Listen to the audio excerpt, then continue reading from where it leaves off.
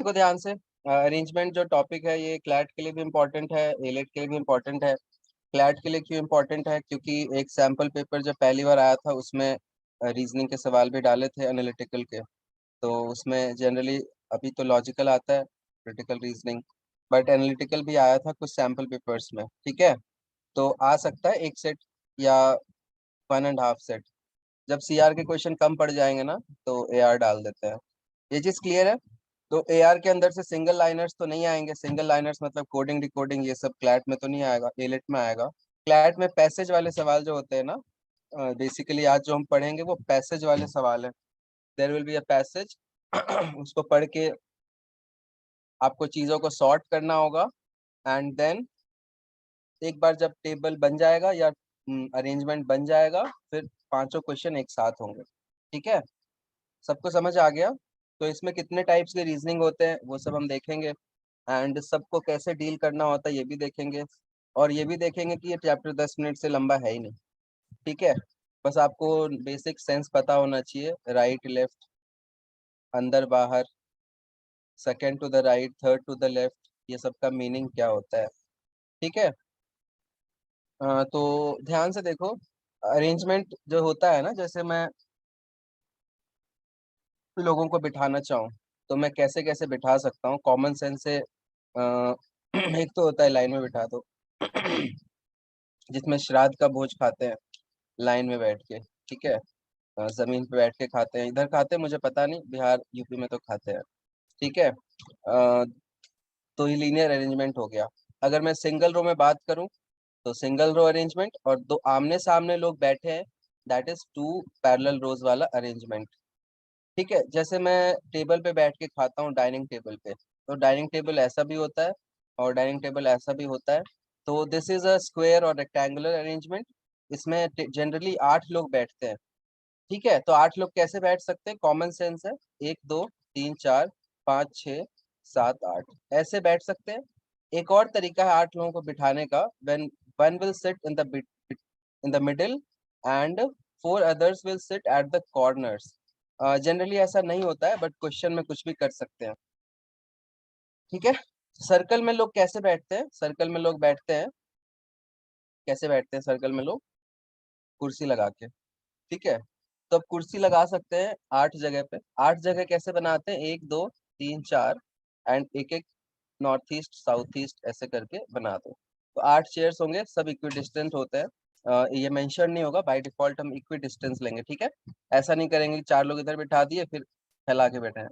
ठीक है, ऐसे बिठाना है कि आमने सामने लोग बैठे हों। सबको समझ आ रहा है? सॉरी, इसके सामने ये है, इसके सामने ये है। ये चीज क्लियर है सबको, अरेंजमेंट में कैसे बैठते हैं? और इसके अलावा एक लीनियर अरेंजमेंट होता है, जैसे एक तो हॉरिजॉन्टल जमीन पे, अब लोग फ्लोर्स पे भी रहते हैं, तो this is also a linear arrangement but vertically. तो इसमें फ्लोर पे लोग रहते हैं।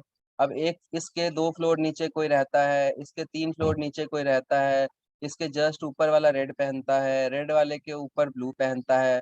ऐसे करके इंफॉर्मेशन गिवन होता है, हमें हर थोड़ा सा दिमाग लगा के उसको अरेंज करना होता है। ठीक है, समझ आ गया सबको? अब ध्यान से देखो, आ, ये एक लाइन है, ये पैरेलल अरेंजमेंट हो गया। अब इसी में ये स्क्वायर या रेक्टेंगुलर अरेंजमेंट हो गया, ये फ्लोर वाला अरेंजमेंट हो गया। ठीक है, मैंने टाइम पास के लिए बना रखा था। और ये सर्कुलर अरेंजमेंट हो गया। अब सर्कल जो अरेंजमेंट होता है ना, उसमें अगर मैं कुछ भी मेंशन ना करूं, so if I don't mention anything, by default बंदा अंदर मुंह करके ही बैठेगा। ठीक है, समझ आ रहा है? कोई कंसोर्शियम का ही बंदा होगा जिसके सर पे चोट लगी है, वो आके ऐसे बैठ जाएगा, तो बाकी लोगों से रूठा हुआ है। ठीक है, तो अनलेस मेंशन्ड, अगर मेंशन नहीं कर रखा है तो हम लोग बाय डिफॉल्ट अंदर की तरफ ही बिठाएंगे। सबको समझ आ रहा है क्या? अंदर की तरफ ही बिठाएंगे। टेबल बनाया जाता है इसलिए कि इस पे मुंह करके बैठ। समझ आया क्या? ये सबको क्लियर है? कभी कभी क्वेश्चन में मेंशन्ड होता है कि कुछ आधे लोग अंदर देख रहे हैं और आधे लोग बाहर देख रहे हैं। ये क्वेश्चंस हो जाते हैं टफ क्वेश्चंस। टफ क्वेश्चंस जो होते हैं वो एलेट में हो सकता है एक सेट आउट ऑफ 3 सेट या 4 सेट टफ हो। तो हमें टफ सेट को आइडेंटिफाई करके होल्ड पे रखना है, टाइम वेस्ट नहीं करना है। समझ आया? हो सकता है वो एक बार में हो जाए, लेकिन रिस्क नहीं लेना है, एंड में ट्राई करेंगे। ठीक है, सबको समझ आ गया? सबको समझ आ गया, बिल्कुल बेसिक है। ये तो हो गए टाइप ऑफ अरेंजमेंट्स। अब करने को तो मैं हेक्सागन पे भी लोगों को बिठा सकता हूँ, बट करना कुछ नहीं। अगर हेक्सागन पे बिठा दिया ना तो डर मत जाना, ये बेसिकली सर्कल ही है, समझ रहे हो? हेक्सागन भी तो एक सर्कल जैसा ही हुआ ना, 6 लोग बैठे हैं, तो कुछ मतलब स्पेशल नहीं है इसके बारे में। बस ध्यान क्या रखना होता है, अब हमें देखना है कि बंदा अगर ऊपर देख रहा है, दैट मीन्स नॉर्थ साइड, तो उसका राइट इधर होता है, लेफ्ट इधर होता है। तो अगर कोई बंदा यहाँ बैठा है, so for him right will be this side and left will be this side.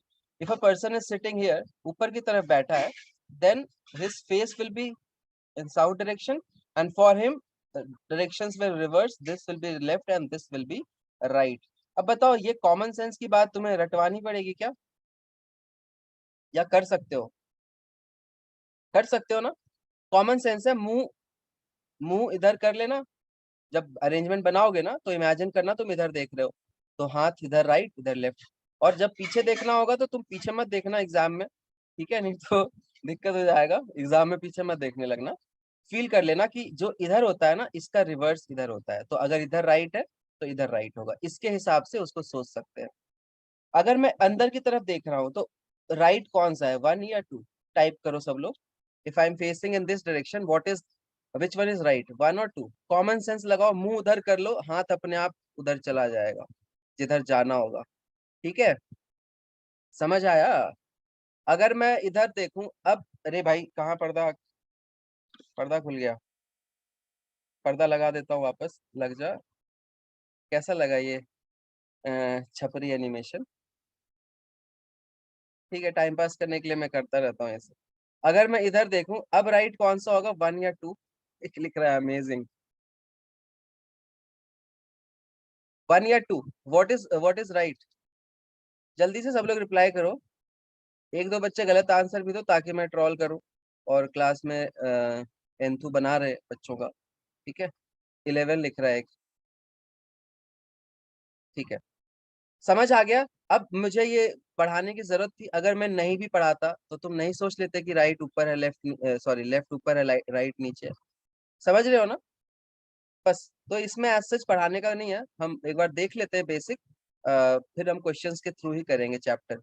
अगर मैं इधर देख रहा हूँ और ये फर्स्ट बंदा है ए, सेकंड बंदा है बी, इधर बंदा है सी, इधर बंदा है डी, इधर बंदी है ई, इधर बंदी है एफ, इधर बंदी है जी, और इधर है एच, और ये खुद है मान लो वाई ले लो। अब मैं बोल रहा हूँ वाई के relative, I am talking with respect to Y, second to the right कौन सा है? सब लोग रिप्लाई करो, सेकेंड टू द राइट कौन है? वेरी गुड, बहुत आसान है। ये ना बार बार इजी इजी मत लिख, मुझे पता इजी है, बस तू आंसर लिख, ठीक है? अब मैं बोलूंगा y and someone is sitting 3 places to the right of y, ध्यान से सुनना, someone is sitting 3 places to the right of y, वो कौन होगा? अब यहाँ पे गलती शुरू हो जाएगा। इस लाइन को तुम लोग डायग्राम बना के कॉपी में लिख भी सकते हो। Who is sitting third to the right of Y, C और डी? देखो सी और डी मिक्स आंसर्स आ रहे हैं, तो यही पढ़ाने की चीज होती है अरेंजमेंट के अंदर, बाकी सब तो कॉमन सेंस से कर लोगे। सो सी और डी इक्वल नंबर्स में आ रहा है, सी मेजोरिटी में आ रहा है। Question is who is sitting third to the right of Y, ठीक है? तो अब ध्यान से देखो, जिनका आंसर डी है, अब तुम बोलो अच्छा, तुम जिनको, अब जिनका आंसर डी है वही लोग सुनना। अगर मैं बोलूं first to the right of Y, तो क्या आंसर दोगे? First to the right of Y क्या आंसर दोगे? ए दोगे, ऑब्वियस सी बात है, ये ए ही दोगे ना। Second to the right Y, third to the right C, बस ऐसे सोचना होता है। समझ आ गया कितना सिंपल है? कभी भी डाउट हो ना तो छोटे चीजों के बारे में सोचो। अगर मैं पूछूं, अगर मैं बोलूं 3 people are sitting between between Y and D, if I say 3 people are sitting between Y and D, then this will be correct. We have to keep 3 places in between. अभी सबको समझ आया? अभी सबको समझ आया क्या? ठीक है, ठीक है, अब ध्यान से सुनो। अगर मैं एग्जाम में ये सेंटेंस गिवन है, क्या गिवन है? 3 places are sitting between Y and D, तो we have to take all the possible cases. So ये this is which direction, clockwise और एंटी क्लॉकवाइज. मैंने जो एरो बनाया दिस इज क्लॉकवाइज और एंटी क्लॉकवाइज. घड़ी कैसे घूमता है उस हिसाब से देखो. एंटी का स्पेलिंग AUNTY नहीं होता है. ठीक है. सो अब इधर की तरफ अगर मैं बनाऊं तो डी यहाँ आ सकता है, लेकिन उधर मैंने बोला है वाई और डी के बीच में 3 लोग हैं, तो मैं इधर भी तो डी को ले सकता हूँ. तो हमें 2 अलग डायग्राम लेके प्रोसीड करना पड़ेगा. तो सबसे इंपॉर्टेंट चीज है अरेंजमेंट्स के अंदर कि माइंड में सारे पॉसिबल केसेस रखो. ये सबको समझ आया मैंने 2 डायग्राम क्यों लिए हैं? क्योंकि मुझसे ये नहीं बोला है कि राइट साइड या लेफ्ट साइड, मुझसे बोला है 3 लोग बैठे हैं बीच में, तो दोनों डायग्राम लेना पड़ेगा. सबको समझ आ रहा है? तो सबसे इंपॉर्टेंट होता है अरेंजमेंट में जितने पॉसिबल चीजें हैं सबको कंसिडर करेंगे. एक को अज्यूम करके हम आगे नहीं बढ़ेंगे, क्योंकि वो आगे जाके गलत हो जाएगा प्रूफ, फिर हमें वापस बेसिक से करना पड़ेगा. इससे अच्छा है साथ में लेके चलो. सबको समझ आ रहा है क्या? ठीक है. चलो, वैसे ही ये जो टॉप फ्लोर वाला अरेंजमेंट है ना, ये भी बहुत इंपॉर्टेंट अरेंजमेंट्स है. अच्छा, ये क्वेश्चन किस एग्जाम में आएगा? ऐसे इजी सवाल स्लैट में आते हैं, CUET में आते हैं. थोड़ा लेवल बढ़ाएंगे MSCT में आएगा, और लेवल बढ़ाएंगे एलेट में आएगा. तो सारे एग्जाम्स के लिए इंपॉर्टेंट है. ठीक है, सिवाय क्लैट के. और क्लैट में भी सैंपल पेपर में पूछ चुके हैं, तो कुछ भी हो सकता है. ठीक है, क्यों कुछ भी हो सकता है? क्योंकि क्योंकि पेपर बनाने वाले, समझ गए? ठीक है, रूलेट पुलेट का मुझे आइडिया नहीं भाई, वो देख लेना. अब देखो नेक्स्ट. अब मैं बोलता हूँ there is 8 people live in a tower, so there are 8 floors. और मैंने पहला स्टेटमेंट दिया है 4 people live between A and D. अब मैं केसेस कैसे बनाता हूँ, ध्यान से सुनो. I say 4 people live between A and D. So I will have to make A over here. एक केस बनेगा A, एंड 1 2 3 4 और D यहाँ आएगा. लेकिन क्या यही डायग्राम होगा? अगर मैं A को यहाँ रखूं तो D यहाँ नहीं आ सकता, और अगर मैं A को ऊपर से थर्ड पे रखूं तो बेसमेंट में ग्राउंड फ्लोर पे D नहीं आ सकता. इसके अलावा और भी डायग्राम बनेंगे क्या बेस्ड ऑन द स्टेटमेंट? और डायग्राम बनेंगे क्या? सोच के बताओ, सिर्फ यस और नो लिखना. हाँ ठीक है, बनेगा. दिशा, मैंने ये थोड़ी बोला ए ऊपर है कि डी, तो ये भी तो हो सकता है. तो सारे पॉसिबल चीजें हमें दिमाग में रखनी होती है. तो सबसे इंपॉर्टेंट जो है ये है. अगर मैंने बोला ए लिव्स 2 फ्लोर्स अबव डी, ए लिव्स 2 फ्लोर्स अबव डी, तो डायग्राम में 2 बना रहा हूं, तुम लोग बताना कौन सा सही है. ए लिव्स 2 फ्लोर्स अबव डी, ये वाला सही है, ब्लू वाला सही है, या फिर रेड वाला सही है? Tell me the correct answer. Blue और red, you have to type blue और रेड.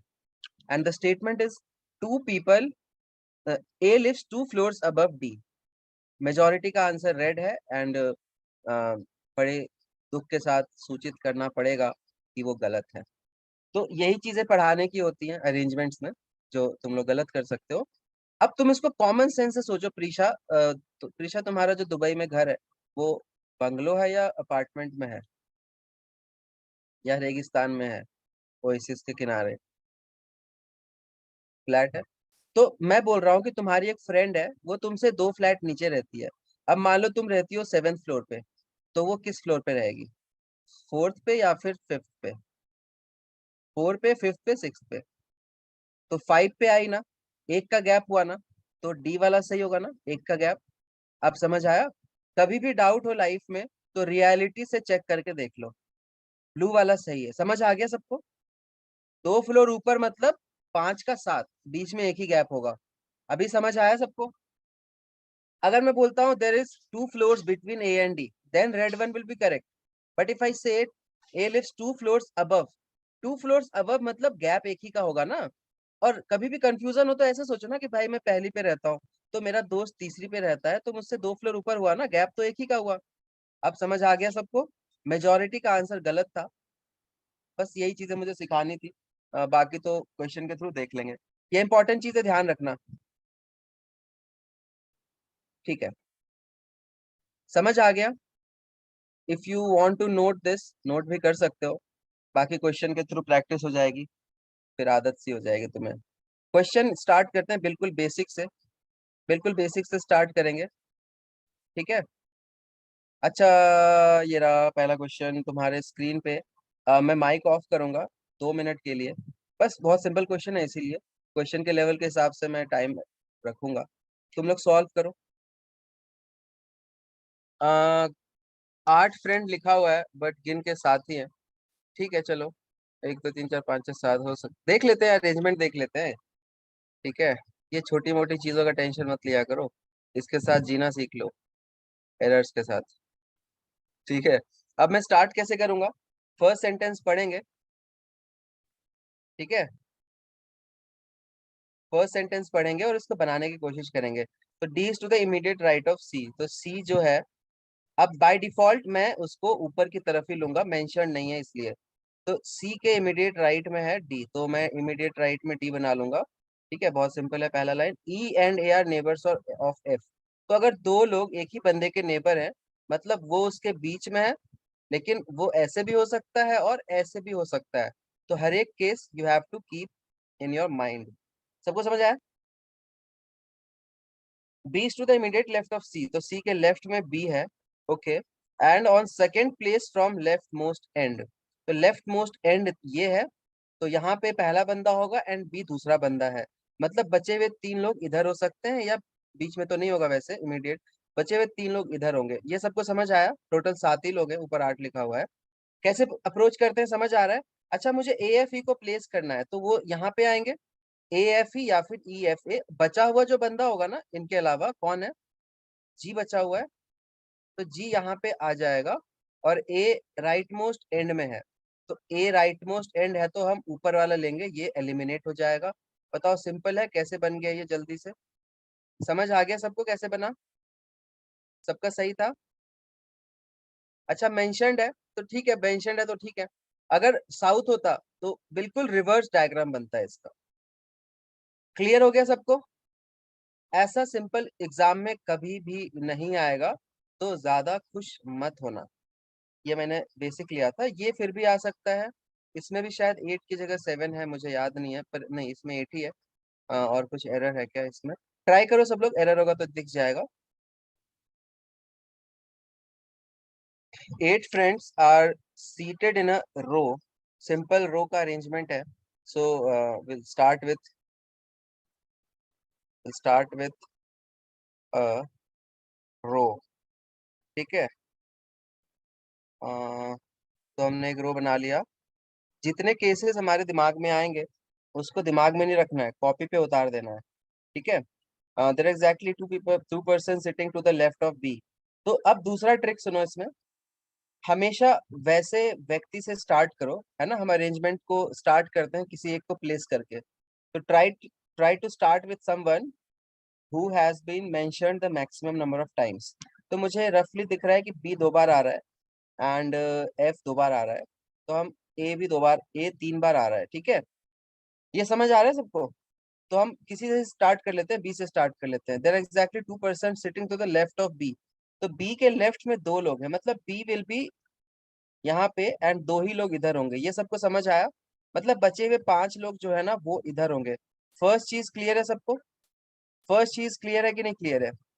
ठीक है, अब हम बी पे फोकस करते हैं। बी और कहाँ पे है? बी के बारे में ना यहाँ पे लिखा था, नेक्स्ट लाइन ही है,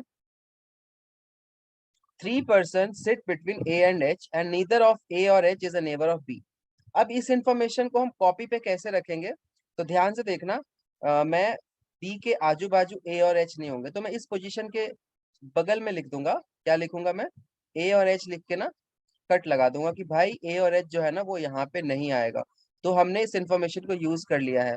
अब सिंस तुम्हारा पेपर ऑफलाइन है, तो एक और चीज सीखो। कभी कभी क्या होता है ना, जैसे लाइन से सारा इंफॉर्मेशन यूज में नहीं आता है ना? कुछ ऐसा इंफॉर्मेशन होगा जो लिंक नहीं है पीछे से, तो हम उसको बाद में यूज करते हैं।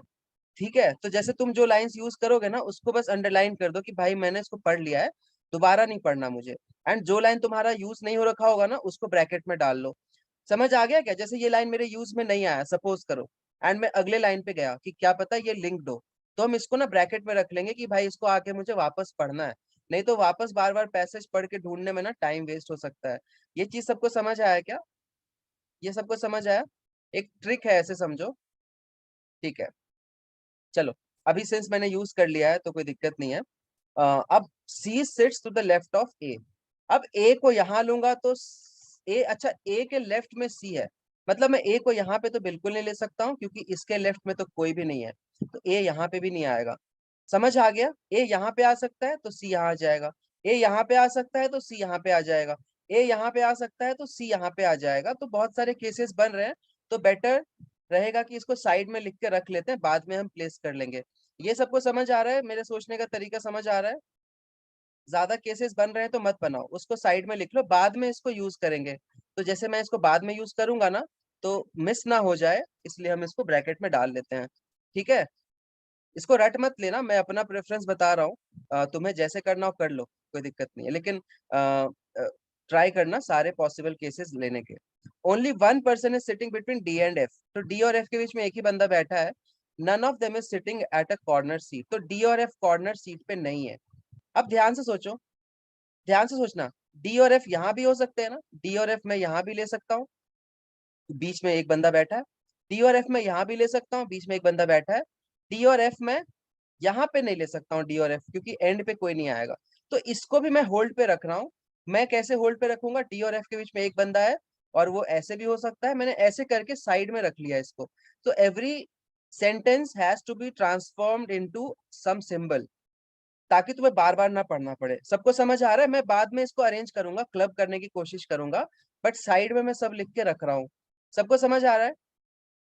ध्यान रखना ये जो चीज सिखा रहा हूँ मैं, ठीक है? चलो, अभी भी मेरा क्लबिंग नहीं हुआ है तो डिमोटिवेट मत होना, पूरा पैसेज एक बार पढ़ो, अपने आप एक साथ सब क्लब हो जाएगा। ठीक है, सब सॉर्ट हो जाएगा। None of them is sitting at a corner, G is a neighbour of F. अब मुझे इस लाइन को यूज करना है, अब ध्यान से देखना, जी कुछ इंफॉर्मेशन मिस ना हो जाए। G is a neighbour of F, हाँ, तो यहाँ पे मैंने एफ को डाला है, तो जी इसका नेबर होगा। तो जी इसका नेबर है, तो जी इधर भी आ सकता है और बाहर भी आ सकता है। समझ रहे हो सब लोग? अब मैं एडजस्ट करने की कोशिश करता हूँ, देखो ध्यान से देखते रहना। सबसे पहले मुझे सी और ए जो है ना, उसको मुझे यहीं पे प्लेस करना है। क्या, कहाँ पे प्लेस करना है? ए यहाँ भी नहीं आ सकता, यहाँ भी नहीं आ सकता, यहाँ भी नहीं आ सकता। तो अब मैं एक अरेंजमेंट बनाता हूँ, सी और ए को मैं यहाँ पे रख सकता हूँ। सोच के बताओ, कोई दिक्कत है इसमें? कोई दिक्कत नहीं है, ठीक है। फिर मेरे पास इतने प्लेसेस बचे हैं, तो मैं डी, ध्यान से देखना, मैं वन ऑफ द अरेंजमेंट्स बना रहा हूँ। मैं डी, एफ, जी और एफ को ऐसे बना सकता हूँ। सबको समझ आ रहा है? जी इज अ नेबर ऑफ, मैंने ऐसे करके एक अरेंजमेंट बनाने की कोशिश की है। दो प्लेस मेरे बच गए हैं, वहां पे कौन कौन है? कौन कौन बच गए हैं? G is a neighbour of F satisfy हो रहा है, D and F are not sitting at corner seat. ये इसमें गलती मिल गई तुम्हें? क्या गलती है बताओ, कुछ गलती दिखा? कॉर्नर सीट पे नहीं हो सकता है, अपने आप गलती दिख गया, मतलब ये केस गलत है। सबको समझ आ रहा है ना? तो मैं यहाँ पे हटा देता हूँ, मतलब ये तो मैं नहीं बना सकता, क्योंकि डी और एफ कॉर्नर पे चले जाएंगे। सबको समझ आ रहा है क्या? ठीक है। अब ये मैंने बोला था एग्जाम में आ सकता है, तो ये आसान है, पर इतना भी आसान नहीं है। मैं थोड़ा सा गलती दोबारा ना हो जाए, तो मैं यहाँ पे ना कॉर्नर सीट पे डी और एफ को कट कर देता हूँ। ठीक है, जो जो उस सीट पे नहीं आएंगे ना, उनको कट करने से क्लैरिटी रहती है। अब मैं कोशिश करता हूँ, ध्यान से देखना, ध्यान से देखना, मुझे सी और ए को इसी चार सीट पे एडजस्ट करना है। सी और ए अगर मैं यहाँ ले रहा हूँ ना, दिक्कत क्या आ रही है? डी और एफ का लोचा आ रहा है। तो हम एक काम करते हैं, ध्यान से देखना, मैं एक और अरेंजमेंट बनाने की कोशिश कर रहा हूँ सारी चीजों को दिमाग में रखते हुए। ध्यान से देखना, मैं डी और एफ के बीच में ना बी को बिठा देता हूँ, डी और एफ के बीच में बी को बिठा देता हूँ, यहाँ जी को बिठा देता हूँ, और यहाँ पे मैं सी और ए को बिठा देता हूँ। ठीक है, और यहाँ पे मैं एच को बिठा देता हूँ। एक बंदा बच गया है, वो कौन बचा है? एक बंदा बच गया है, ई। अब मुझे बताओ, इसमें कुछ कॉन्ट्राडिक्शन है क्या? इसमें कुछ कॉन्ट्राडिक्शन है? सी और ए साथ में, डी और एफ के बीच में एक बंदा है, एफ के बगल में जी है, ई, ए डी एफ कॉर्नर पे नहीं है। एच के बारे में ऐसा कुछ इन्फॉर्मेशन थी क्या? एच इसका नेबर नहीं होना चाहिए, वो भी सेटिस्फाई हो रहा है। तो ये अरेंजमेंट मैं कबूल कर लूं? बताओ। सर ए एंड एच के बिटवीन 3 पीपल होना चाहिए। ये सेंटेंस कहाँ लिखा है? 3 person sit between A and H. ये मैंने मिस कर दिया, मैंने बना नहीं रखा है, मतलब मैंने मिस किया है, देखो। ये लाइन मैंने मिस किया, देखा, एक भी लाइन मिस हुई तो गड़बड़ हो जाएगा। ये समझ आ गया सबको? मैंने ये लाइन मिस कर दी थी, क्लियर है, याद आया? मैंने ये पढ़ा था, फिर मैं इस पे आ गया था, इसको एक्सप्लेन करने लग गया था, एंड एक भी सेंटेंस मिस हुआ तो अपने आप तुम्हें कॉन्ट्रडिक्शन दिख जाएगा, तो ये अरेंजमेंट गलत है। सबको समझ आ रहा है क्या? सबको समझ आ रहा है? ठीक है। अरे मैं एग्जाम में मैं तुम्हें सिखा रहा हूँ कैसे कैसे करना होता है, ठीक है?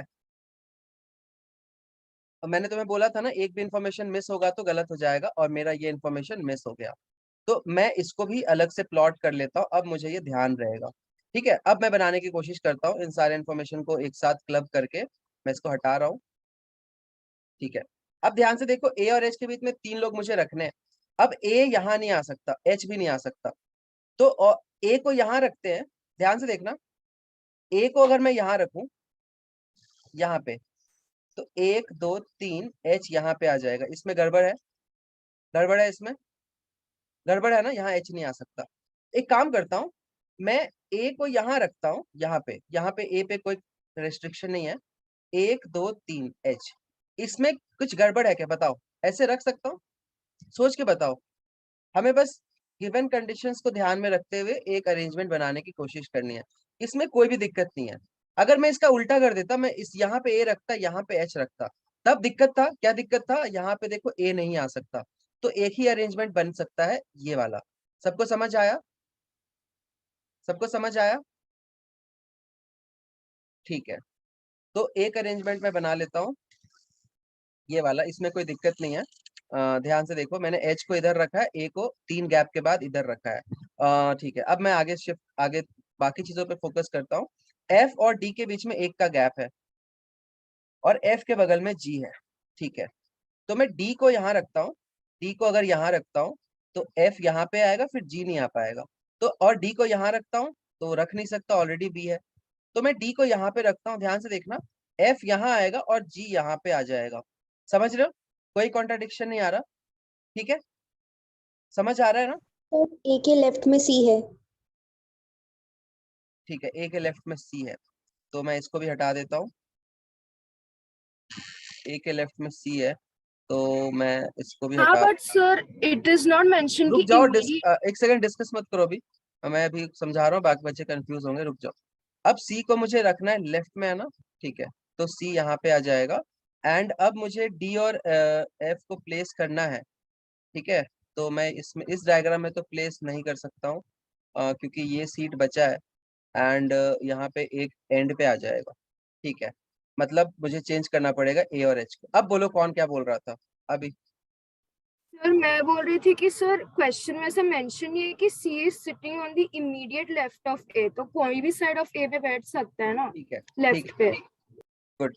अब देखो ध्यान से, अगर मैंने सी को इमीडिएट लेफ्ट पे लिया तो मेरे पास और अरेंजमेंट बन ही नहीं रहा। क्यों नहीं बन रहा? क्योंकि मुझे एफ और डी के बीच में एक बंदा लेना है, मतलब 3 सीट मुझे चाहिए, और 3 सीट यहीं पे अवेलेबल है। और यहाँ पे अगर मैं इनको प्लेस करता हूँ तो ये वाला रूल वॉयलेट हो जाएगा, एज वाला, कॉर्नर वाला। समझ रहे हो सब लोग? तो हमें यहाँ पे थोड़ा सा ध्यान रखना होगा कि C sits to the left, मतलब इमीडिएटली जरूरी नहीं है। जैसे यहाँ पे इमीडिएटली मेंशन्ड है ना, कहीं पे था मेंशन्ड क्या? किसी क्वेश्चन में था क्या? नहीं था। तो चलो, तो सी को इमीडिएट रखने की जरूरत नहीं है, और सी को मुझे यहाँ से हटाना क्यों पड़ेगा? क्योंकि फिर बन ही नहीं रहा है। सब लोग समझ रहे हो क्या? अच्छा सेट है ये, मैंने जितना सोचा था उससे बेटर है। ठीक है, तो एक काम करता हूँ, मैं सी को यहाँ प्लेस करता हूँ, ये प्लेस में खाली कर रहा हूँ, so as to place D F G. ठीक है, अब समझ आया? अगर मैं डी एफ को ऐसे प्लेस कर रहा हूँ तो जी आ पा रहा है, अगर मैं डी एफ को ऐसे प्लेस करूंगा तो एफ के बगल में जी नहीं आ पाएगा, तो ये वाला गलत है। सबको समझ आया? अब एक सीट बच गया, वहां पे कौन आ जाएगा? एक बंदा बचा है, ई। ई पे कोई कंडीशन था क्या? नहीं था। अब बोलो इसमें कोई कॉन्ट्रडिक्शन है क्या? सबको सेटिस्फाई हो रहा है? This is getting satisfied, yes. This is getting satisfied, yes. This is getting satisfied, no. Why? Because immediate नहीं था, तो लेफ्ट में तो है, इमीडिएट नहीं है, और वो जरूरी भी नहीं है इमीडिएट होना। तो ऐसे करके ये सेट मेरा बन गया, तो this was a good set. समझ आ गया सबको? ए और एच नेबर भी नहीं है बी के। कितने लोगों का सेम सेट था? एक बार यस, सेम लिख दो, सेम, बस मुझे देखना है। श्रीजा का था, गुड। इमीडिएट लेता तो बन ही नहीं पाता, तो वहां से थॉट आया अच्छा इमीडिएट नहीं है। Very good Amrita, very good देशना, अक्षरा, रघुनंदिनी गुड, भव्या गुड। 6 लोगों का सही था, मतलब ये अच्छा सेट था, बाकी लोगों का नहीं हुआ था। समझ सबको आ गया क्या? मैंने पूरा थॉट प्रोसेस करके बताया है, गलती कर करके बताया है, ठीक है। एक बार सब लोग रिप्लाई कर दो, समझ आ गया ना कैसे सोचते हैं। तो ये इतना आसान भी नहीं था, छोटा सा दिख रहा था। एंड एक बार तुम्हारा अरेंजमेंट बन गया, सो तुम्हारे पॉकेट में 5 नंबर आ गए सीधा। तो पहला क्वेश्चन देखते हैं। First question is who is sitting at extreme right end, extreme right पे ई है, थर्ड ऑप्शन, ठीक है। How many person sit between G and C, so G and C के बीच में कितने लोग थे? जी एंड सी के बीच में 1 2 3 4 लोग हैं, दिख रहा है 4 लोग, तो 4 इसका आंसर होगा। Third question is who of which of the following is the neighbour of A, तो सी जरूरी नहीं है इमीडिएट हो। T and F are A is neighbour, neighbours, तो डी और एफ में से कौन सा ऑप्शन में है? Fifth option. Who is sitting to the immediate left of E, तो ई के लेफ्ट में कौन है जल्दी बताओ? जी ही है, ठीक है। Last question is what is F position with respect to C, F का पोजीशन सी के रिस्पेक्ट में क्या होगा? तो सी के रिस्पेक्ट में first second third fourth to the right. सबको समझ आ गया क्या? देख लो, फर्स्ट पे बी, सेकेंड पे डी, थर्ड पे A, fourth to the right, so option number 1। अच्छा लगा सेट, क्लियर भी हो गया सबको? प्रीशा क्लियर है तुम्हें? ठीक है, चलो अब नेक्स्ट सेट देखते हैं। वो लेवल वाइज और भी शायद ऊपर हो। हाँ, अब इसको ट्राई करो। ये सेट भी लीनियर अरेंजमेंट नहीं है, ये पैरेलल रोज का है। तो पैरेलल रो में क्या होता है, 2 साइड लोग बैठे होंगे। ट्राई करो सब लोग, अच्छा सेट है ये, एग्जाम लायक सेट है। मैं माइक ऑफ कर रहा हूँ और पॉज कर रहा हूँ रिकॉर्डिंग। टाइम इज 5 मिनट, तो कोई बात मत करना।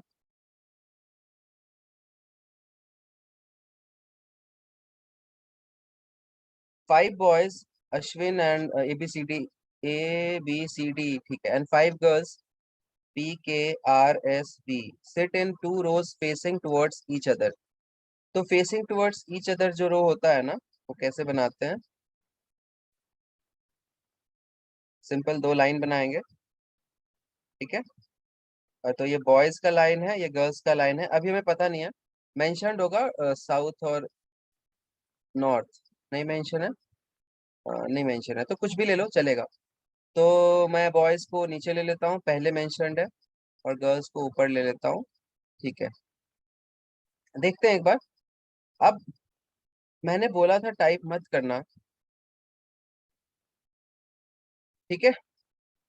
अब ध्यान से देखो, अब 5 प्लेस यहाँ पे है बॉयज में, और बिल्कुल ऑपोजिट होता है, ठीक है, बिल्कुल ऑपोजिट लेना होता है। 5 गर्ल्स आगे हैं। अब हम पढ़ना स्टार्ट करते हैं। All the boys are in 1 row, ठीक है पढ़ लिया भाई। ईशान, ईशान के बारे में लिखा है, who is to the immediate right of Vipin, तो ईशान जो है विपिन के राइट में है। तो विपिन जो है, अब इसमें 4 केस बन सकते हैं, कैसे? ईशान विपिन, ईशान विपिन, ईशान विपिन, ईशान विपिन। तो मैं अभी के लिए ऐसे लिख लेता हूँ साइड में, ईशान के, Ishan to the right of Vipin, तो नीचे की तरफ ऐसा होगा।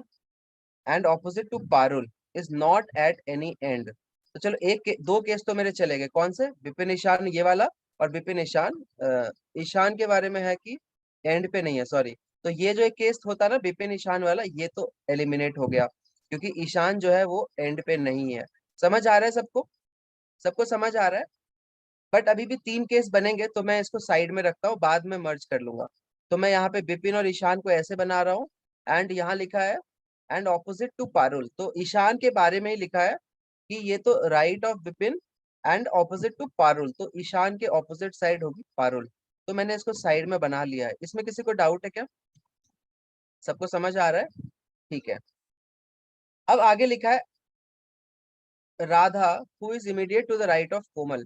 अब इसमें सिंपल सी गलती होती है, ऊपर वाले बंदे के लिए राइट जो है ना, वो अलग साइड होगा, इसके लिए राइट इधर है, ऊपर वाले के लिए राइट इधर होगा। तो बार बार सोचना ना पड़े, तो कॉपी में बस बना लिया करो कि ऊपर में राइट इधर देखूंगा और नीचे में राइट इधर देखूंगा। नीचे में तो फिर भी क्लियर रहता है, ऊपर में हल्का सा ना कंफ्यूजन होता है, तो ऊपर में ऐसे छोटा सा बना के रख सकते हो, ठीक है। तो यहाँ पे क्या लिखा है, Radha immediate right of Komal. तो राधा जो है कोमल के राइट में है, तो कोमल अगर यहाँ लूंगा तो राधा यहाँ आएगी, कोमल यहाँ लूंगा तो राधा यहाँ आएगी, ऐसे करके बहुत सारे बनेंगे। तो मैं भी टाइम वेस्ट नहीं करूंगा, मैं ऊपर की तरफ लिख लेता हूँ कोमल। अरे मैं कोमल को उल्टा बनाने लग गया, एक second, sorry Komal. Radha will be in right of Komal, तो कोमल इधर तो राधा इधर होगी, इधर है राइट, उधर का, समझ आ गया। तो एंड ऑपोजिट टू चेतन, तो राधा के बारे में दे रखा है कि चेतन के ऑपोजिट है, ठीक है, समझ आ गया। बाद में हम इसको मर्ज करेंगे, अभी के लिए हम छोटे छोटे पार्ट्स बना लेते हैं। Is at one of the ends, तो राधा एक एंड पे है। अब मैं यहाँ से अरेंजमेंट स्टार्ट कर सकता हूँ, राधा से मैं अरेंजमेंट स्टार्ट कर सकता हूँ। तो राधा को मैं इधर रखूं या इधर रखूं, इधर रखूंगा तो दिक्कत हो जाएगा, कोमल कहाँ आएगी। तो राधा तो फिक्स हो गई, राधा तो इधर इच है, इधर इच इधर इच, और कोमल यहाँ पे है और राधा कोमल यहाँ है, तो सी से चेतन जो है वो सामने है। सबको समझ आ गया, अपने आप सब कुछ हिंट मिल जाता है, थोड़ा सा कंसंट्रेशन और फोकस रखना पड़ता है और पेशेंस भी। आगे बढ़े। और ये भी बहुत लोगों को दिक्कत होता है, राधा के बगल में हु है तो ये राधा के लिए है, और यहाँ पे एंड है तो ये भी राधा के लिए है, समझ आया, ठीक है। अश्विन इज ऑपोजिट टू कोमल, तो कोमल के आगे अश्विन है। हु, अब ये हु है तो ये हु कोमल के लिए है, अगर यहाँ एंड होता तो वो अश्विन के लिए होता। ये नेक्स्ट चीज जो तुम्हें सिखानी है, हु मतलब जस्ट बगल वाले के लिए, समझ आया। तो कोमल के बारे में दे रखा है, who is third to the right of Savita, तो Komal third to the right of Savita, तो राइट इधर होता है, सविता यहाँ लेंगे, फर्स्ट सेकेंड थर्ड, तो एक ही जगह बच गया, सिंपल है। चलो आगे बढ़ते हैं। Dipesh and Vimla are not opposite to each other, तो इस इंफॉर्मेशन को मैं नीचे लिख लेता हूँ कि दीपेश और विमला ऐसे। क्यों लिख लेता हूँ सिंबॉलिकली, क्योंकि कुछ मिस ना हो जाए, समझ आया।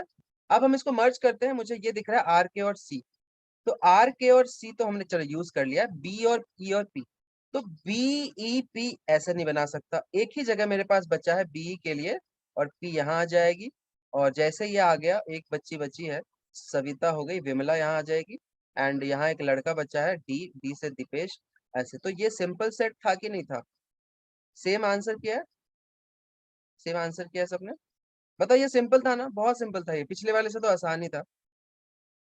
कैसे अप्रोच किया देखा मैंने, साइड में रखता हूँ, बाद में मर्ज करने की कोशिश करता हूँ, ठीक है। कभी कभी लास्ट लाइन के बाद आइडिया मिलता है। Who is in the middle row, तो अब बन गया, तो अब कुछ भी नहीं बचा सवाल में, मिडिल में है विपिन, दिख रहा है सबको। Next, immediately to the right of Parul, Parul के इमीडिएट राइट में कौन है बताओ, पारुल के राइट में कौन है, विमला, ठीक है।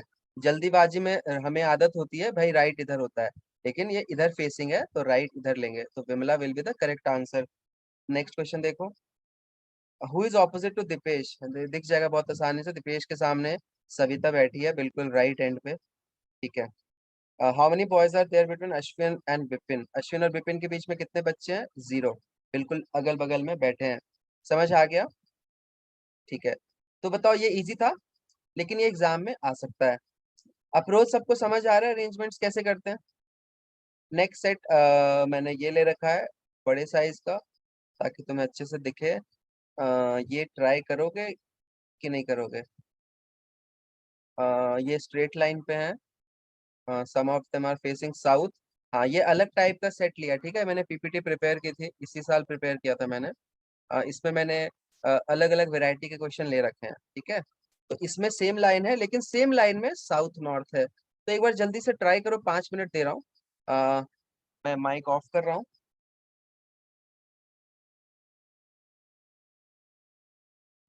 Johnson, Ricky, Cook, Damon, Chris, अब 2 नाम सी से आ गए, तो सेम सेट जो है ना ज्यादा टफ हो जाता है अगर इनिशियल्स अलग होते हैं, सॉरी इनिशियल सेम होते हैं, समझ रहे हो। अगर जैसे मैं एक सेट देखा था एलिट में ही आया था, सबका नाम ना अजीब अजीब सा था, मतलब सेम सा इनिशियल था और नाम भी एक जैसा था, तो बहुत ही गुस्सा आता था उस सेट को देख। तो सेम सेट अगर नाम का इनिशियल सेम कर दूं ना, तो वो डिफिकल्ट हो जाता है, समझ आया क्या, ठीक है। तो इसमें चलो इतना भी सिमिलैरिटी नहीं है, जो जे आर सी, अब ये कुक है तो पूरा लिखना पड़ेगा, और क्रिस में भी पूरा लिखना पड़ेगा, बाकी किसी का सेम नहीं है। are sitting in a straight line equidistant from each other, not necessarily in the same order. Some of them are facing south. अब यहाँ some of them दे रखा है, तो मुझे अब सोचना पड़ेगा, ज्यादा केसेस लेने पड़ेंगे। अगर मैं किसी बंदे को प्लेस करता हूँ नॉर्थ में, तो एक डायग्राम मुझे प्लेस करना पड़ेगा साउथ में, कि मुझे नहीं पता कौन सा वाला सही है। तो स्टार्ट करते हैं। एक लाइन बनाया मैंने, 8 लोग हैं, तो मैंने 8 लोग बना लिए। 8 ही लोग हैं ना, 4 4 8, 5 6 7 8, ठीक है। और मुझे पता है कि इसमें और भी डायग्राम्स आने वाले हैं, बाय डिफॉल्ट मुझे पता है। 4 5 6 7 8, मैं एक और बना के चलता हूँ साथ में। आगे बढ़ते हैं। Johnson faces north. अब जॉनसन नॉर्थ में फेस कर रहा है, बट कहाँ पे बैठा है आई डोंट नो। तो ऐसे इंफॉर्मेशन को मैं साइड में बना लेता हूँ, साइड में बना लेता हूँ, मतलब ताकि मुझे याद रहे, मुझे बार बार नहीं जाना है पैसेज में पढ़ने के लिए। मैं जॉनसन लिख के ऐसे बना रहा हूँ कि वो नॉर्थ में देख रहा है, ठीक है। अब ऐसे नहीं लिखूंगा नॉर्थ पूरा, ऐसे डायग्राम बना लो, समझ आ जाए। Only 2 people sit to the left right of Johnson. यहाँ से मुझे आइडिया मिल गया, जॉनसन ऊपर देख रहा है, तो जॉनसन यहाँ पे होगा, तो राइट इधर है। तो ये इसका प्रॉपर पोजीशन है दोनों डायग्राम्स में ही। दोनों कौन सा है, ये आगे जाके हो सकता है अलग केस लो, मैं 2 पहले से लेके चलता हूँ। ये सबको समझ आ गया, एक ही फिक्स पोजीशन है जॉनसन का, क्योंकि इसका डायरेक्शन भी गिवन है। अगर डायरेक्शन गिवन नहीं होता तो मुझे एक जॉनसन यहाँ लेना पड़ता नीचे की तरफ, उसका राइट इधर होता। सबको समझ आ रहा है क्या? एक बार रिप्लाई कर दो, सबको समझ आ रहा है? ठीक है। एक और चीज मैं साथ में करूंगा, ऐसे क्वेश्चंस में, ऐसे क्वेश्चंस रिलेटिवली टफ होते हैं due to number of cases. मैं इसमें ना जॉनसन में ऊपर बना के चलूंगा ताकि ध्यान रहे, ऊपर है भाई। चलो, ये इन्फॉर्मेशन यूज हो गया, ये इन्फॉर्मेशन यूज हो गया। Ricky sits third to the left of Johnson. Johnson का left first second third, Ricky यहाँ पे होगा। रिकी का डायरेक्शन मुझे नहीं पता, तो अभी इसका मैं ऊपर नीचे नहीं बनाऊंगा, ठीक है। नेक्स्ट, ये भी सेंटेंस यूज हो चुका है। Only 1 person sits between Ricky and Root. अब रिकी और रूट, रिकी और रूट सेम इनिशियल्स है, so I will have to write R I, at least R I, and यहाँ पे आर आई। अब रिकी और रूट के बीच में एक बंदा बैठा है, तो अब रूट इधर भी हो सकता है और रूट इधर भी हो सकता है, किधर हो सकता है, रूट यहाँ भी हो सकता है। तो 2 डायग्राम मेरे यूज में आ चुके हैं। सबको समझ आया क्यों? सबको समझ आया क्यों आ गया होगा? मैं ऐसे अब मन से अज्यूम थोड़ी कर सकता हूँ इधर होगा। चलो आगे देखते हैं, मुझे नहीं पता कहाँ पे होगा। दक्ष, आगे से मत लिख। अब मैं इसको हटा देता हूँ कि मैं इसको दोबारा नहीं पढ़ूंगा। Root sits to the immediate right of Chris. अब रूट जो है ना, क्रिस के इमीडिएट राइट में है, क्रिस के राइट में रूट है। तो यहाँ पे रूट अगर बैठा है, क्रिस को मैं यहाँ बिठाता हूँ, एक ही जगह बैठा है, तो अगर मैं ऊपर लेता हूँ तो लेफ्ट हो जाएगा। मतलब इस डायग्राम के हिसाब से क्रिस नीचे देख रहा है। सबको समझ आया क्या? सोच के बताओ। अगर मैं क्रिस को ऊपर लेता हूँ तो लेफ्ट हो जाएगा ना, बट मुझे राइट में डालना है। तो for this diagram Chris has to face towards south. सबको समझ आ गया? And for this diagram Chris का जगह यहाँ पे है, एंड फॉर मेकिंग रोहित और Root to the right of Chris, Chris has to look upwards या नॉर्थ। समझ आ गया? दोनों जगह क्रिस का अलग डायरेक्शन है। सबको समझ आ गया क्या? आगे बढ़ते हैं फिर, ठीक है। ठीक है, आगे क्या है? आगे है, ये भी मेरा यूज हो चुका है, तो मैं कट लगा लेता हूँ। Only 1 person sits between Chris and Matthew. Chris और मैथ्यू के बीच में एक ही बंदा बैठा है, तो फिर ऑब्वियस सी बात है मैथ्यू यहीं पे आएगा। एंड इस डायग्राम में इधर तो आ नहीं सकता, मैथ्यू यहीं पे आएगा। 2 डायग्राम साथ में चल रहे हैं। And this line also has been used. Both the immediate neighbours of Ricky face the same direction. तो रिकी के दोनों नेबर सेम डायरेक्शन फेस करेंगे, तो रिकी का एक नेबर इधर है तो इधर होगा, और इसमें ऊपर होगा। देख रहे हो? समझ आ रहा है सबको? ठीक है। बोथ द, ये भी यूज हो चुका है। Cook sits third to the left of Root. Cook जो है रूट के थर्ड टू द लेफ्ट में है। अब ये सी से एक बंदा था क्रिस, तो मुझे यहाँ सी एच डालना पड़ेगा, एंड मुझे यहाँ भी सी एच डालना पड़ेगा। अब रूट पे फोकस करते हैं। रूट से Cook third to the left बैठा है, तो यहाँ पे अगर मुझे लेफ्ट में जाना है तो मैं इधर नहीं जा सकता हूँ, लेकिन अगर मैं इसको नीचे कर दूं तब मैं लेफ्ट में जा सकता हूँ। ये समझ आया क्या? ये सबको समझ आ रहा है कि कैसे सोच रहा हूँ मैं? बिल्कुल सिंपल होता है, हल्का सा दिमाग लगाना होता है बस, और कुछ नहीं। और जो जो स्टेप्स गिवन है उसका सिंबॉलिक रिप्रेजेंटेशन करना होता है, अपने आप हो जाता है सेट। अब इसमें अगर मैं ध्यान से देखना, अगर मैं रूट को यहाँ ले रहा हूँ, इधर ऊपर दिखाऊंगा तो तब तो जगह ही नहीं होगा लेफ्ट में, नीचे दिखाना पड़ेगा मुझे ताकि लेफ्ट इधर की तरफ हो जाए। और यहाँ लिखा है कि Cook third to the left है, फर्स्ट सेकेंड थर्ड, ऑलरेडी यहाँ सीट ऑक्युपाइड है, so I will eliminate this case. समझ आया? तो हम इस पे आ जाते हैं रूट। अब रूट के लेफ्ट में मुझे बनाना है, तो रूट को ऊपर बनाऊंगा तो लेफ्ट में जगह नहीं है, मतलब रूट को तो मुझे नीचे ही बनाना पड़ेगा लेफ्ट उधर लाने के लिए, first second third left, and यहाँ पे आ जाएगा कुक। बोलो सबको समझ आया क्या? प्लीज रिप्लाई करो, बोलो समझ आया क्या? ठीक है।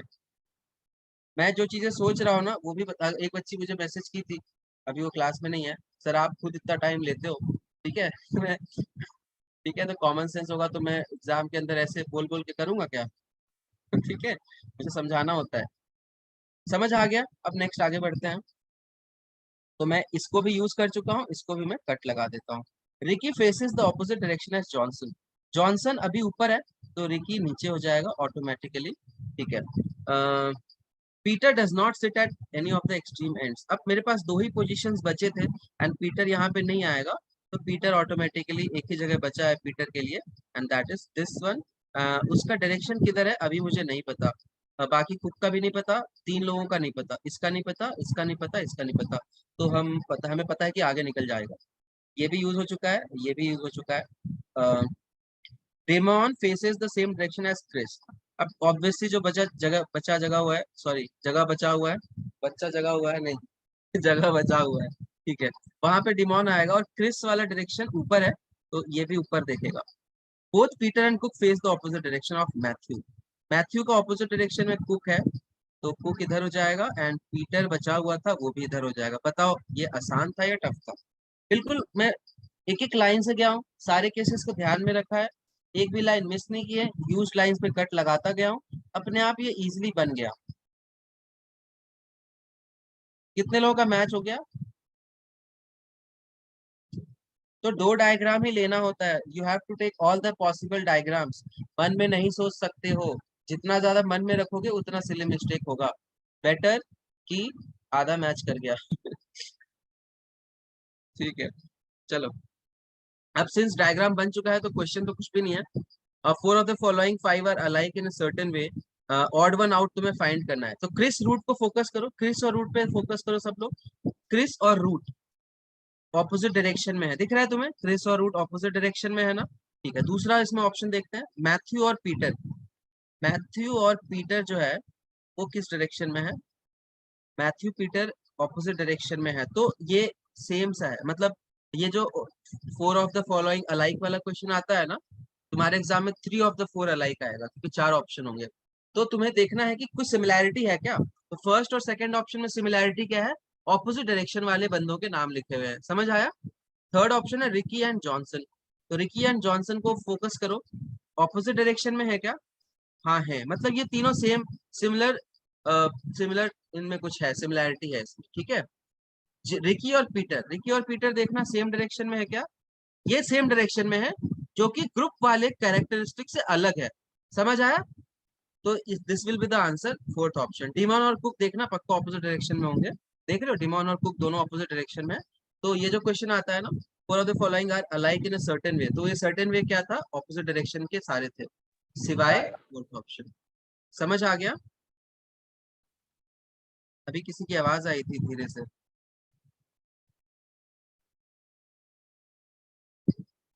ठीक है, समझ आ गया। नेक्स्ट क्वेश्चन देखो, how many persons in the given arrangement are facing north. बताओ, देख के बताओ, ये रहा अरेंजमेंट। अरेंजमेंट बन गया तो 5 नंबर, नहीं बना तो 3-4 मिनट वेस्ट और 0 नंबर, और दुख पीड़ा तनाव संवेदना अशांत, और क्या क्या, श्राद्ध ठीक है, दर्द और पीड़ा, गुस्सा। गुस्सा क्यों आएगा? एक बार मेरा एक स्टूडेंट था, उसका सेंटर था, एक एलेट का सेंटर आता है, बिल्कुल देहाती सेंटर, परीक्षा डेस्क, सुना है? परीक्षा डेस्क। तो परीक्षा डेस्क जो है ना, जयपुर में एक सेंटर है एलेट का, बहुत ही वाहियात सेंटर है। उस पे उसका ना सिस्टम काम नहीं कर रहा था, उसने 2-3 बार रिपोर्ट किया। उस साल एलेट ऑनलाइन था, ठीक है, कोविड वाले ईयर। तो कोई सुन ही नहीं रहा था, उसने जोर से लात मारा अपने सीपीयू पे, नीचे रखा होता है, तो उसका तो बंद हो ही गया सिस्टम, 4 लोगों का और बंद हो गया। तो कुछ चीजें तुम्हारे लाइफ में ना तुम्हारे कंट्रोल में नहीं होती, ठीक है। चारों का खत्म, टाटा बाय बाय हो गया। गलती किसकी? गलती किसकी? सेंटर वालों की ऑब्वियसली। 3,000 रुपये का फॉर्म है एलेट का, which is 800 more than CAT, जो कि उससे ज्यादा स्टैंडर्ड का पेपर है, एंड 1000 मोर देन आईटीजे, बट फिर भी ठीक से पेपर नहीं करा पाते हैं। चलो नेक्स्ट क्वेश्चन पे आते हैं। आंसर भी 4 ही है, ठीक है, मैंने हिंट दिया था। What is the position of Root with respect to Matthew? बताओ, रूट का रिस्पेक्ट, सॉरी क्या हो गया मुझे, मैं तोतला हो गया हूँ क्या? रूट का position with respect to Matthew देख के बताओ। जगह बचा हुआ है, बच्चा जगह हुआ है। रूट का position with respect to Matthew, right side है, first second third, third to the right. समझ आ गया? ठीक है। और अगर मैं पूछूं मैथ्यू का position with respect to Root, तो भी सेम आंसर होगा क्या? सोचो, मैथ्यू का position with respect to Root, तो भी राइट ही है, क्योंकि उल्टा देख रहा है वो। समझ आया? ठीक है। नेक्स्ट, नेक्स्ट क्वेश्चन है इसमें, who amongst the following sits exactly between Matthew and Chris? तो मैथ्यू और क्रिस के बीच में कौन बैठा है? मैथ्यू और क्रिस के बीच में बैठा है रिकी सी, ठीक है, Ricky C, Ricky. Who is sitting second to the right of Ricky? Ricky के सेकंड टू द राइट में कौन है बताओ? डायरेक्शन देख के बताना उसकी खोपड़ी किधर को है।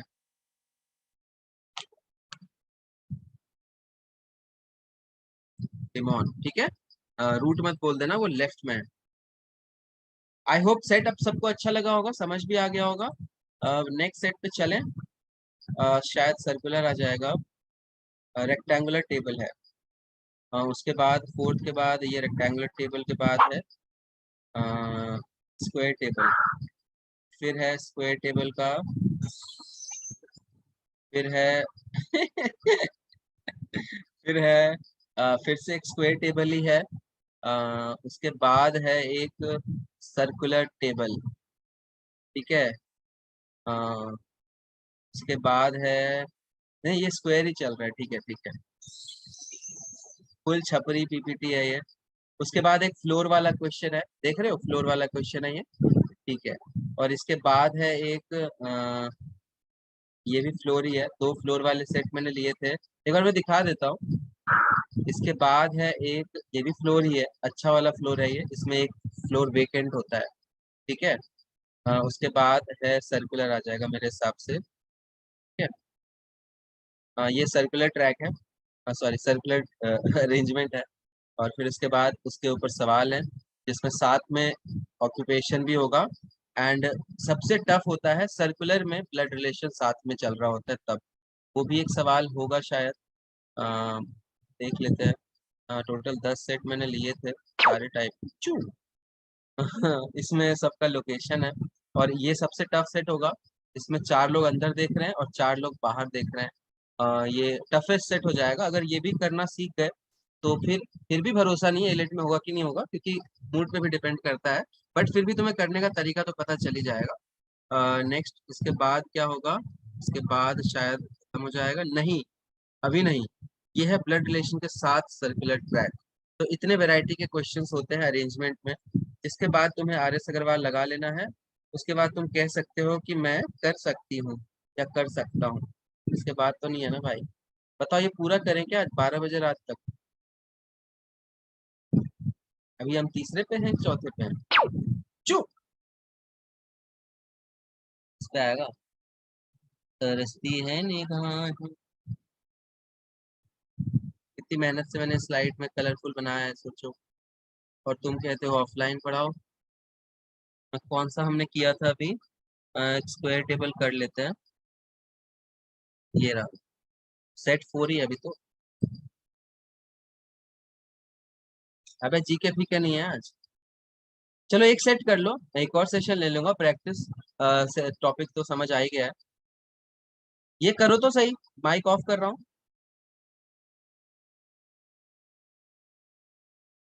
सर आपको अपना स्टूडियो खोल लेना चाहिए।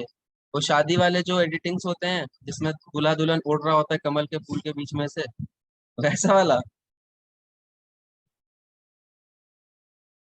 सर का क्लास नहीं, नहीं कल क्लास नहीं लूंगा, आज ले लेना।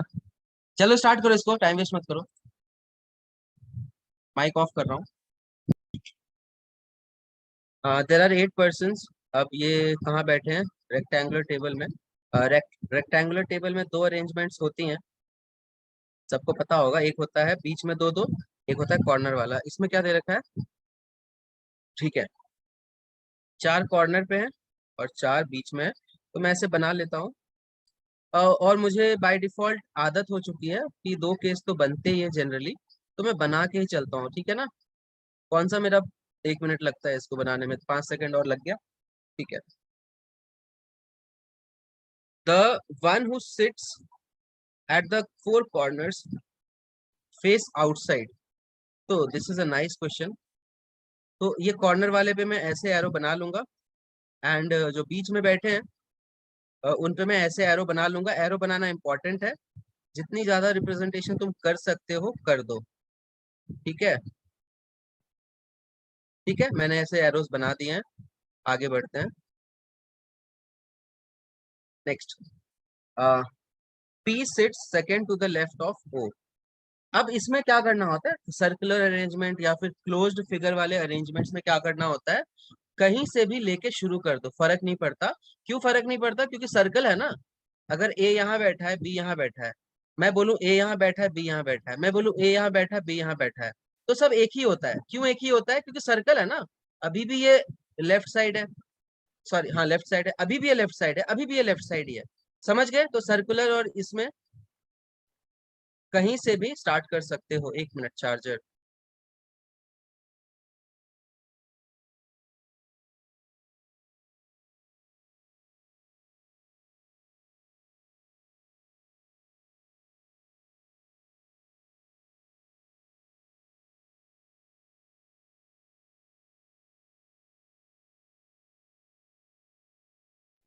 ठीक है, समझ आ गया? तो ये चीज ध्यान रखना, छोटी छोटी बातें हैं तो ध्यान में रखनी है। सर्कुलर में कहीं से भी लेके स्टार्ट कर दो, फर्क नहीं पड़ता। चीजें उसी हिसाब से रोटेट हो जाएंगी एंड आंसर राइट लेफ्ट में फर्क नहीं पड़ेगा, ठीक है। तो स्टार्ट करते हैं। तो मैं कहाँ से? अच्छा, इसमें 2 पोजीशंस यूनिक हैं, तो मुझे 2 केसेस लेने पड़ेंगे। तो मैं एक ये लेता हूँ, कहाँ किससे स्टार्ट करना था?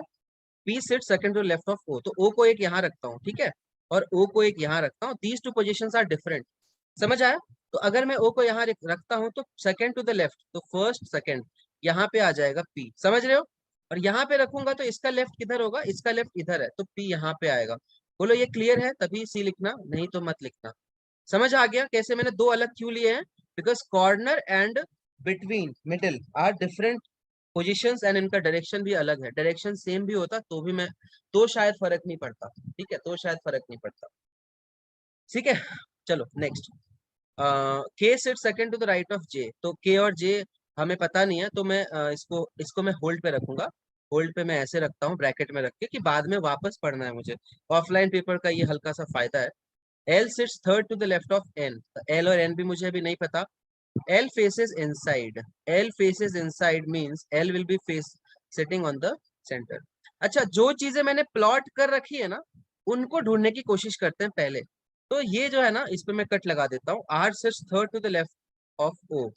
R sits third to the left of O. तो O यहाँ पे है, फर्स्ट सेकेंड थर्ड, तो R यहाँ पे आ गया। And in this diagram first second third, R यहाँ पे आ गया। समझ आया क्या? समझ आ गया? समझ आ गया ना? R sits second third to the left of O, सही है, आ गया होगा समझ। अच्छा, तो ये मेरा यूज हो गया, तो मैंने कट लगा दिया। अब देखो, ये मेरा P sits second to the left of O use हो गया था, तो इसको भी मैं हटा देता हूँ। अब मेरा बाकी चीजें मुझे यूज करनी है। L sits third to the left of N. L faces inside. अब मैं केसेस लेना शुरू करता हूँ, ध्यान से देखना, पैनिक मत करना। हमेशा अरेंजमेंट जो है ना, इजी टॉपिक है मेरे बहुत सारे स्टूडेंट जो क्लैट में नहीं जा पाते हैं वो नरसिमोन जी, सिम्बायोसिस और एमएससीटी में क्यों जा पाते हैं? क्योंकि रीजनिंग बहुत स्ट्रांग होती है एनालिटिकल वाली। समझ रहे हो? ठीक है। तो मैं एल को इनसाइड फेस कर रहा है तो मैं एल को यहाँ पे रख के देखता हूँ। ठीक है, ध्यान से देखना। अगर मैं एल को यहाँ प्लेस करता हूँ, हिट एंड ट्रायल कर रहा हूँ, ऑब्वियस सी बात है, तो एल को यहाँ प्लेस करेंगे तो एन कहाँ पे आ जाएगा? अच्छा, L faces inside, L sits third to the left of N. तो एन अगर मैं इसको लेता हूँ, first second, first second third, तो एन को यहाँ पे लेता हूँ, तो सही बैठ रहा है क्या? थर्ड टू द लेफ्ट है क्या? सही बैठ रहा है क्या? बताओ मुझे, ये सेंटेंस सही बैठ रहा है क्या इस हिट एंड ट्रायल से? Is it true? ये सेंटेंस सही है? बोलो, सही है क्या? सही बैठ रहा है, ठीक है, गुड। देखो ना, इसका फर्स्ट सेकेंड थर्ड लेफ्ट, और एल फेसेस इनसाइड, ये भी सही बैठ रहा है। L is not the immediate neighbour of J, ये भी सही बैठ रहा है। ठीक है, तो इसमें सब कुछ सही सा बैठ गया है। तो मैं इसी को सही मान लूं, कुछ मिस तो नहीं हुआ है मेरा।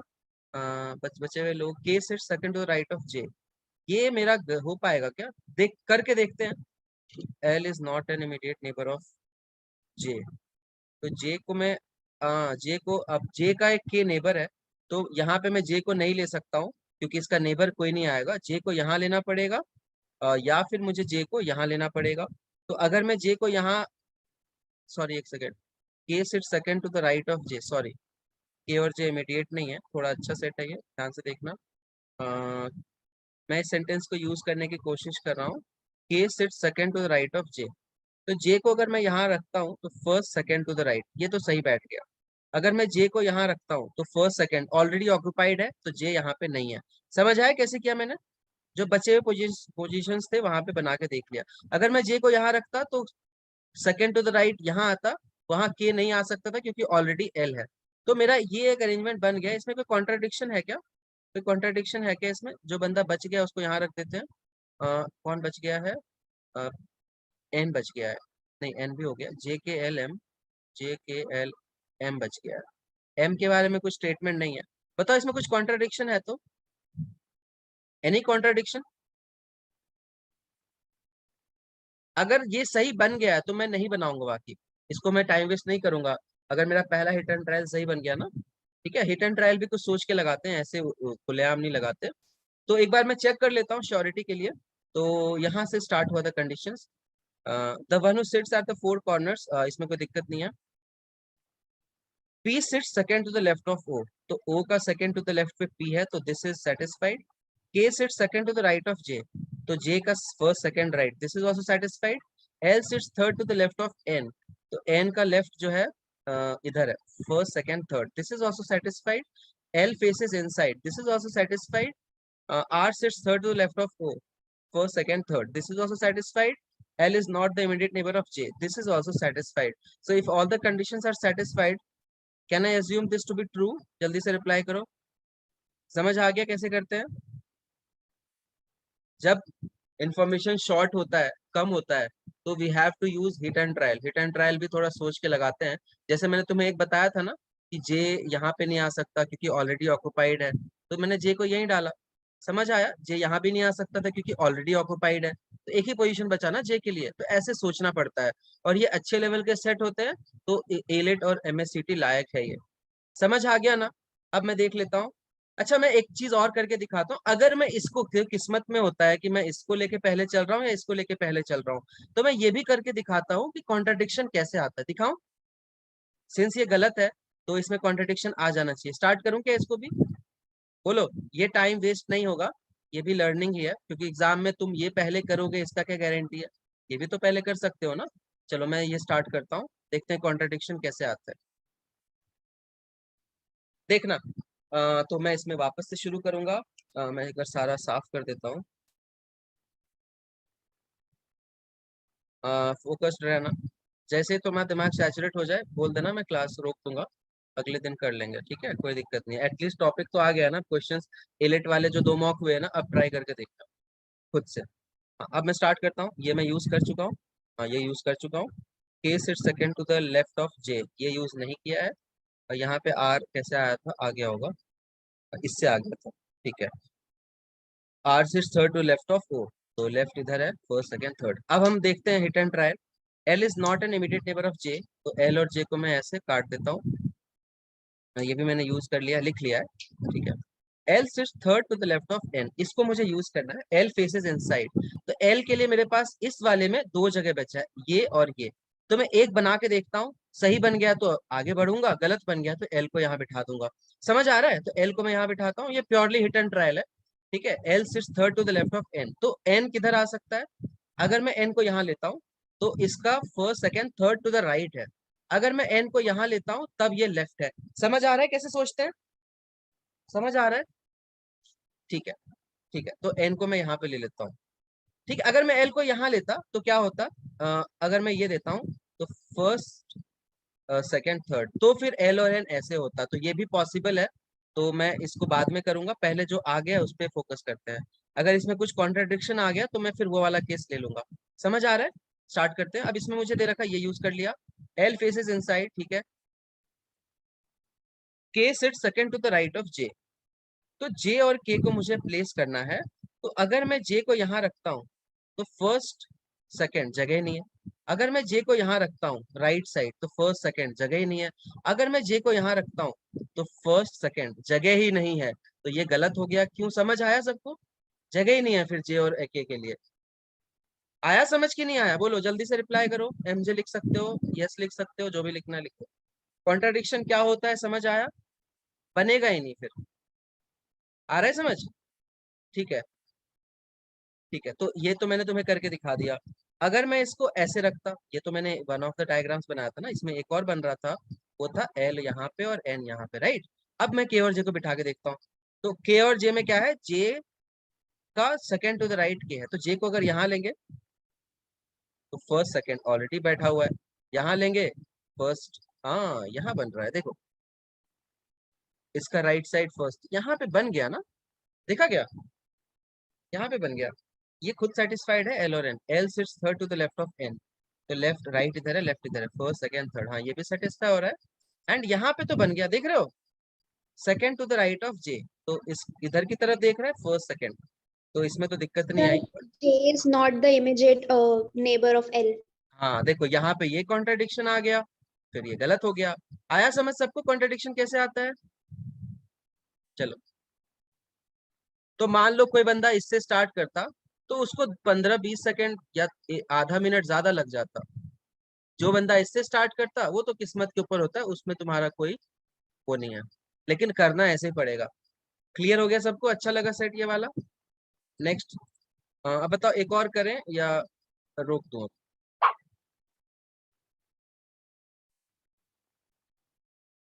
जैसा तुम लोग बोलोगे। ठीक है चलो, नहीं रोक दो, रोक दो, खा कर लेते हैं खाना, भूख लग रही है। नहीं, भूख की वजह से तो मैं नहीं रुक रहा, ये तो बकवास रीजन है, ठीक है, इसको मत बोलना दोबारा। दिमाग सैचुरेट हो गया ये बोलते तो मान लेता।